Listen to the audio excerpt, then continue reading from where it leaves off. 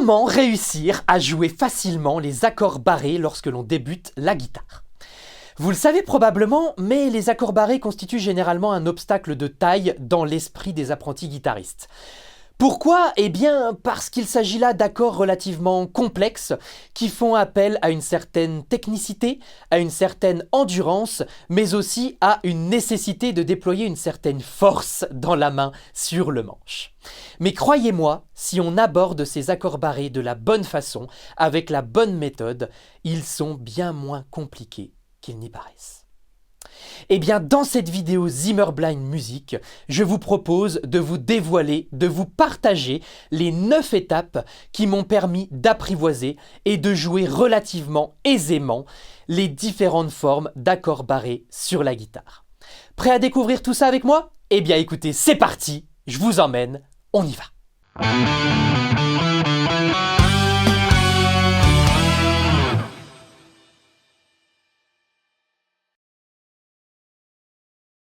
Avant de rentrer dans le vif du sujet, les amis, petit disclaimer me concernant, étant non-voyant, je suis obligé d'avoir un plan caméra fixe. Donc voilà, on a choisi le meilleur compromis, vous ne verrez pas le dessus de ma tête, mais normalement vous verrez parfaitement mes doigts sur le manche. Et je vous présente également Nietzsche, mon chien guide d'aveugle, qui va nous accompagner tout au long de cette vidéo. Avant de vous dévoiler les 9 étapes qui vous permettront de bosser vos barrés et de les réussir facilement, je vais vous dire un petit mot de prérequis. À mon sens, 2 prérequis sont nécessaires avant de bien aborder les barrés à la guitare. Le premier, eh bien, il s'agit de savoir fretter une note, de savoir fretter une case à la guitare sans gros efforts, de la bonne façon, en faisant en sorte que la corde ne frise pas. C'est-à-dire, par exemple, ici, si je suis sur ma case 2, là, de la corde de La, okay, bien entendre ça et pas ça, ni ça, etc. Vraiment être capable, voilà, de parfaitement fretter une case à la guitare en déployant le minimum d'effort à la main gauche. Le deuxième prérequis, à mon sens, est de parvenir à jouer relativement aisément les accords en haut de manche, et notamment le Mi majeur, le Mi mineur, le La mineur et le La majeur. Si vous parvenez à jouer aisément ces accords-là, eh bien écoutez, je pense que vous pouvez vous lancer dans l'étude des barrés sans aucun problème. Et si ce n'est pas le cas, n'hésitez pas à vous référer à la Zimmer Guild niveau 1, on y travaille tout ça bien comme il faut. La première des 9 étapes consiste à bien s'échauffer avant chaque session. Que ce soit pour travailler les barrés ou globalement la guitare, je vous conseille de bien vous échauffer avant de pratiquer, mais c'est d'autant plus vrai pour les barrés qui vont quand même déployer une certaine force et une certaine exigence du coup au niveau de notre main gauche, en tout cas de notre main sur le manche. Gauche si vous êtes droitier, droite si vous êtes gaucher. Ok? Donc du coup là je vais vous montrer 2 exercices qui me paraissent importants sans instrument et un avec instrument. Sans instrument, je vous conseille de faire la chose suivante. À la main gauche, vous allez faire un cercle entre votre pouce et votre index. En fait, vous allez mettre vos 2 doigts, pouce et index, pulpe à pulpe. Vous allez bien appuyer vos 2 pulpes l'une contre l'autre. Et vous allez venir avec votre pouce droit, ici, à l'intérieur de votre cercle. Et avec votre pouce droit, vous allez tirer sur vos pulpes comme si vous vouliez rompre la pince. Et du coup, vous allez résister avec votre main gauche pour maintenir la pince. Ainsi, vous allez travailler en statique, ce qui est très bien, ce qui n'est pas traumatisant du coup pour vos muscles. Vous allez travailler ici la première commissure, les muscles de la première commissure interdigitale, les muscles de la pince pouce-index. Le deuxième exercice va consister à échauffer vos doigts longs. Donc là, je vais mettre la paume de ma main gauche orientée vers le plafond, le dos de ma main droite sur la face palmaire du coup de mes doigts de la main gauche, donc au niveau de la paume, et je vais plier en gardant bien mes phalanges droites ici, tous mes doigts longs, donc de l'index à l'auriculaire de la main gauche, en poussant sur le dos de ma main droite qui est dans cette main gauche, et avec ma main droite, je vais ici appliquer une légère résistance. Ok? Comme ça, je vais vraiment pouvoir travailler la flexion globale de mes doigts tout en maintenant mes phalanges assez droites. Je peux aussi me mettre plus proche de la paume ici Voilà, pour inclure ici les articulations qu'on appelle métacarpophalangiennes. Ok? Sur l'instrument, eh bien, je vous propose de faire une chose très simple, c'est de mettre en place la pince. Vous allez mettre votre pouce à l'arrière du manche assez bas, votre index, peu importe sur quelle case ici, va venir fréter toutes les cordes, et vous pouvez ici aussi rajouter en renfort votre majeur par-dessus votre index ici pour bien faire la pince. Et du coup, vous allez bien serrer votre manche et vous allez maintenir comme ça une dizaine de secondes, relâcher, une dizaine de secondes de repos et recommencer. Je vous conseille de faire ça entre 3 et 5 fois. Si vous souhaitez plus de détails et plus d'exercices, eh bien je vous renvoie aux différents contenus biomécaniques disponibles sur Zimmerblatt. La deuxième étape va consister à bien placer notre pouce à l'arrière du manche. Lorsque l'on pratique des accords ici en haut de manche, okay, mi majeur, mi mineur, la mineur, ré majeur, etc., on a le pouce très haut derrière le manche, voire parfois, vous voyez là sur le ré majeur, moi je le fais carrément dépasser sur mes cordes graves pour les mioter. Okay, mais lorsque l'on veut jouer un accord barré, comme par exemple ce magnifique sol majeur ici, là, cette fois-ci, mon pouce à l'arrière du manche, mon pouce de la main qui est sur le manche, il va être bien bas, à l'arrière et en bas. Okay, ça, c'est hyper important. Pourquoi? Eh bien parce que si notre pouce est trop haut, notre index ici, il va être trop oblique, voire presque vertical, et là je caricature, hein, mais il va être difficile, voire impossible d'appuyer sur toutes les cordes. Okay, là, si j'arrête d'exagérer, j'ai mon pouce haut, si je veux refaire le même sol majeur ici que tout à l'heure, bah, je vais quand même avoir du mal. Hein. Vous voyez, ça sonne pas. Alors que si je mets mon pouce bas, donc mon pouce à l'arrière du manche bien en bas, tout de suite ici, ça sonne beaucoup mieux. Ok ? Si vous le pouvez, l'idée n'est pas de mettre votre pouce complètement à l'aplomb de l'index, mais plutôt entre l'index et le majeur, voire à l'aplomb du majeur, vous aurez encore plus de force. Ok ? L'important, c'est de mettre votre pouce bien bas, et il s'agit là d'une étape primordiale pour aborder les accords barrés. Troisième étape, bien choisir sa zone de travail sur le manche. Je m'explique. Beaucoup d'entre vous désireront certainement atteindre ce fameux objectif du Fa barré, du Fa majeur barré ici en case 1. Ok, c'est un objectif très fréquent puisqu'il s'agit là d'un accord que l'on ne peut pas faire en haut de manche, sauf si on se contente ici du petit Fa que l'on va jouer comme ceci. Ok ? Voilà. Donc c'est un objectif qui est quand même fréquent chez les débutants, chez les apprentis guitaristes. Ok. Toujours est-il que ce barré en case 1, il n'est pas forcément aisé. Okay, parce que là, on est sur la case la plus large, là où c'est le plus difficile de bien positionner son poignet, on est en haut de manche. Voilà, c'est pas forcément l'endroit où c'est le plus confort. A l'inverse, si je me place ici en case 5 et que je joue ce magnifique La majeur, j'ai besoin de faire beaucoup moins d'efforts qu'ici en case 1 pour mon Fa majeur. Okay, c'est quand même une position ici, une zone du manche qui est plus facile à atteindre. Je vous conseille donc de bien trouver votre zone de confort, votre zone sur le manche où vous êtes le plus à l'aise pour travailler vos accords barrés. Un petit exercice, une petite astuce pour y arriver à trouver cette fameuse zone. Ici, vous placez donc votre pouce derrière le manche bien bas, comme je vous l'ai expliqué dans l'étape 2. Là, je me place par exemple en case 3. J'essaye de fréter toutes mes cordes de cette case 3 et je gratte en global. Okay, et ensuite, j'égrène mes notes. Vous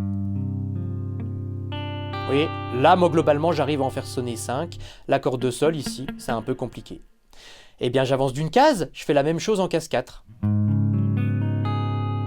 C'est déjà un peu mieux, mais ma petite corde de sol, là, j'ai encore un petit peu de mal. En case 5. Là, j'arrive, globalement, à faire sonner mes 6 cordes. Donc, pour moi, la case 5, c'est pas pour rien que je vous ai fait la petite démo tout à l'heure en case 5, la case 5 va être ma zone de prédilection pour travailler ici mes accords barrés. C'est important, même si vous visez le fameux Fa en case 1, de commencer votre travail dans une zone du manche où vous êtes plus à l'aise. Ok ? Voilà pour cette étape 3. Quatrième étape, bien choisir la forme d'accord barré que l'on souhaite travailler en priorité.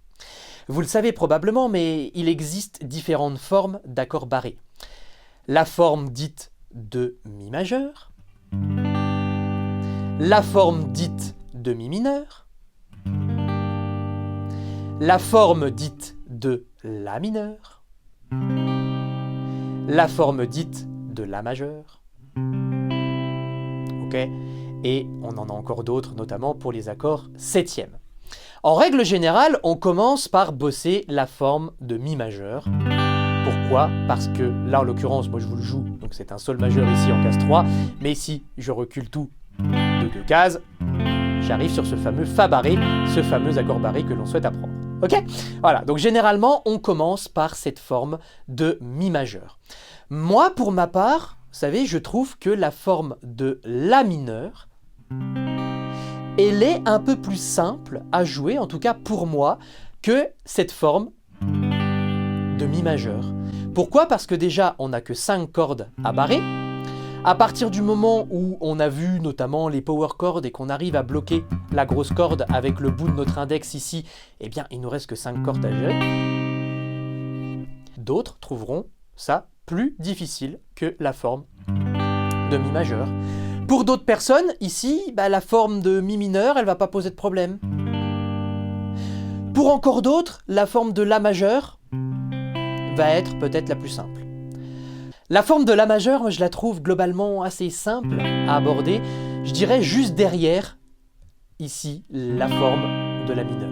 Mais ça, voilà, ça me concerne. Il s'agit là de mes facilités et de mes difficultés. Mais pourquoi ? Parce qu'ici, en fait, moi, j'arrive à jouer mon barré de la forme de La majeur ici à 2 doigts, puisque mon annulaire, en fait, il a l'habitude de se plier un peu comme je veux, parce que là, vous voyez, si je le joue à 2 doigts ici, et que je laisse sonner là cette case 5 de l'accord de Mi aigu, c'est pas beau du tout. Il faut vraiment, là, en faisant bien sonner, c'est encore mieux, et ici, rien du tout. Mais ça, c'est parce que mon annulaire parvient à bien se plier. Sinon, la deuxième façon de jouer ces barrés ici de la forme de La majeur, ça va être à 4 doigts ici. Okay ?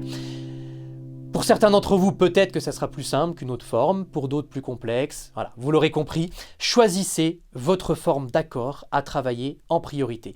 Et si vous commencez par bosser ici la forme de La mineur, et qu'ensuite vous voulez passer sur la forme de Mi majeur, eh bien dites-vous qu'il vous suffira de tout remonter d'une corde, et vous aurez du coup pas 5 mais 6 cordes à gérer. Mais quelque part, ça se ressemble, même si peut-être que pour vous comme pour moi, commencer par travailler la forme de La sur 5 cordes sera plus aisé que travailler directement la forme de Mi sur 6 cordes. Alright ? Voilà, donc surtout, choisissez bien votre forme de prédilection pour pouvoir gérer les difficultés les unes après les autres. Si vous souhaitez aller plus loin avec moi dans la découverte et dans le travail des différentes formes d'accords barrés, je vous invite à regarder dans la description de cette vidéo ainsi qu'en commentaire épinglé, je vous ai mis un petit lien qui vous mènera vers un cours Zimmerblind que je vous ai mitonné aux petits oignons, un cours dans lequel on prend le temps de décrypter tout ça et un cours dans lequel on déchiffre 3 progressions d'accords issues de 3 morceaux connus pour travailler tout ça bien comme il faut. La 5e étape va consister à prioriser le travail global plutôt que le travail analytique. Je m'explique. Si je prends ici ce magnifique accord là de Do dièse mineur, là, je viens de vous le jouer en analytique, ce que j'appelle en analytique, c'est-à-dire en égrénant chacune des 5 notes.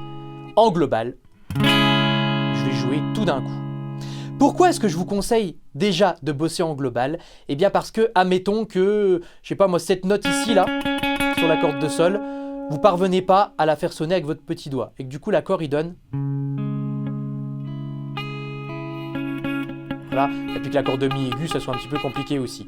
Eh bien là, si vous jouez l'accord en global, il va quand même donner quelque chose, une sonorité agréable à l'oreille, et il va vous permettre déjà de bien vous le rentrer dans les doigts, dans vos muscles et dans la tête. Donc n'hésitez pas à d'abord bien bosser vos barrés en global en appliquant les étapes vues précédemment, et même si certaines notes ne sonnent pas, vous aurez quand même un bon rendu sonore d'accord et vous pourrez déjà prendre plaisir. La 6e étape pour bien bosser et réussir nos barrés consiste à doser les appuis entre le pouce derrière le manche et les doigts sur les cordes. Comment est-ce que ça marche? Je vous explique ça tout de suite. Ce que je vais vous demander de faire, ça va être d'exercer un appui très très fort, vraiment très fort, avec votre pouce qui est derrière le manche et positionné, souvenez-vous, comme dit dans l'étape 2, bien bas. Et du coup, vous allez bien vous placer sur votre accord barré. Moi ici, je suis sur un Do dièse mineur, mais peu importe l'accord que vous choisissez. Et vous allez gratter en global votre accord. Puis, pendant que votre accord va sonner, sans relâcher l'appui de votre pouce à l'arrière du manche, vous allez relâcher progressivement l'appui de vos doigts sur les cordes jusqu'à commencer à entendre de la frise. Je vous fais la démonstration, j'appuie très fort mon pouce, je me place en Do dièse mineur, j'appuie très fort mes doigts aussi, je gratte mon accord, et écoutez, je vais relâcher tout doucement mes doigts. Hop, là on entend que ça commence un petit peu à friser, en tout cas sur ma corde de sol et ma corde de si. Ok ? Quand vous commencez à entendre de la frise, ça veut dire que vous n'avez plus suffisamment d'appui dans vos doigts sur les cordes, malgré l'appui exercé par le pouce à l'arrière du manche. Donc, l'exercice à réaliser dans le cadre de cette étape 6 va être de trouver le juste, je vais dire, désappuis de vos doigts sur vos cordes sans que les cordes frisent. Là, si je vous le refais, j'appuie fort, je désappuie, j'appuie, je désappuie, j'appuie, je désappuie. Ok ? Tac, tac, tac, tac. Et donc du coup, vous percevez peut-être quasiment rien à la caméra, mais croyez-moi, là, j'appuie très fort, je gratte mon accord, je relâche un peu, je rappuie fort, je relâche un peu, j'appuie fort, je relâche un peu, etc., etc. Et ce que je vais vous demander, ça va être de trouver la limite à ne pas dépasser en termes de diminution d'appui de vos doigts sur les cordes avant que les cordes ne frisent. Et c'est cette limite-là, du coup, qui va constituer le parfait appui, la parfaite force à exercer sur vos doigts. La 7e étape va consister cette fois-ci à jouer en analytique vos notes de votre barré. Je reste ici sur mon exemple de Do dièse mineur en forme de La mineur, ok. Et admettons que je vais simuler que je n'arrive pas à bien faire sonner ma corde de sol ici. Donc ma corde de La, on est bon. Ma corde de Ré, on est bon. Ma corde... On était presque bon, pardon. Voilà. Ma corde de Sol, on n'est plus bon. Ok. Arrêt sur image. Et bien là, je vais me concentrer sur mon petit doigt. Donc vous pouvez soit appuyer davantage, soit le coucher un peu plus, soit au contraire le relever. Trouver le bon angle. Voilà. Pour arriver ici à un angle où la corde sonne, où la note sonne à merveille. Et ensuite, vous recommencez. Okay. Là, mettons, ma corde de si ça va, mais ma corde de mi aiguë, là, elle ne sonne pas. Et bien là, pareil, j'analyse. Ma corde de mi aiguë, elle est frettée par mon index. C'est la dernière corde frettée par mon index. Pourquoi ici est-ce qu'elle ne sonne pas? Eh bien parce que mon index est un petit peu incliné. Donc je vais bien le raplatir en maximisant bien l'appui de mon pouce bien bas derrière le manche. Et je vais bien réussir à refaire sonner ma corde. Et ensuite, je réégrène tout mon accord pour vérifier que tout sonne bien. Et voilà. La 8e étape va consister à se rapprocher de notre objectif. Donc, admettons, ici je reprends mon exemple de tout à l'heure, à savoir on bosse un Do dièse mineur barré de la forme de La mineur, ici en cascade de la corde de La. Eh bien, je vais commencer par tout remonter d'une corde pour aller jouer ici un accord de Sol dièse majeur en cascade de la corde de Mi grave et je me retrouve ici sur un barré de la forme de Mi majeur. Admettons qu'une corde ne sonne pas bien. Par exemple ici ma corde de Si. Eh bien je vais revoir toutes les étapes précédentes, du coup les 7, oui, vous êtes fort en maths tout comme moi, les 7 premières étapes, et vérifier que je fais tout bien comme il faut. Eh bien si ce n'est pas le cas, je vais reprendre un peu de temps, peut-être quelques sessions d'ailleurs, parce que ça ne va pas non plus se faire en une session, ça ne va pas se faire en un jour, ok? Et je vais retravailler la même chose, mais cette fois-ci sur mon barré de Sol dièse majeur en casse 4. Puis une fois que je vais être ok, je vais tout reculer d'une case, et je vais jouer un magnifique Sol majeur. avec un barré de la forme de Mi majeur, toujours. Pareil, si quelque chose ne sonne pas comme il faut, eh bien je réapplique mes étapes précédentes, et seulement une fois que tout est OK, je recule encore d'une case. J'arrive sur un Fa dièse majeur.